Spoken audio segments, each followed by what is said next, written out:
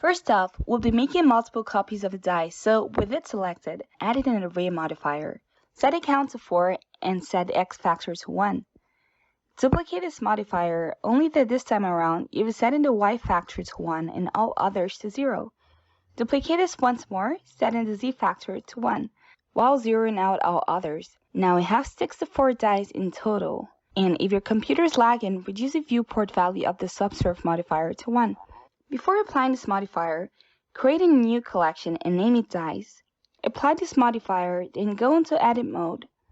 And with everything selected, from the mesh menu, select separate and separate by loose parts. And with everything selected, go to the object menu and select set origin and origin to geometry.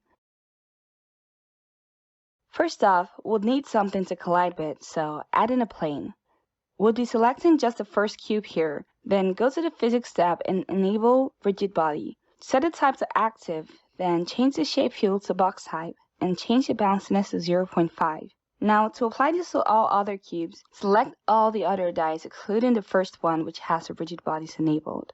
Then, select the initial cube last so it remains our active selection. Go to the object menu and select copy from active. Would now be setting the rigid body for the plane. Because it's only the collision object, set the type to passive. Since it's a flat plane, you can leave the shape at the default. Also change the bounciness to 0.5. Now that we're done setting this up, you can play the simulation. And as you can see, it's running very well. But we can also speed this up by going to the scene properties and expanding the rigid body section. Then increase the speed to about 2 or 3, but I'll leave mine at 2. Would you look at that, your very own rigid body simulation. Before you go, make sure to hit that subscribe button so you never miss a day in this challenge. And if you have any requests for future tutorials, let me know in the comments below. Thanks for watching.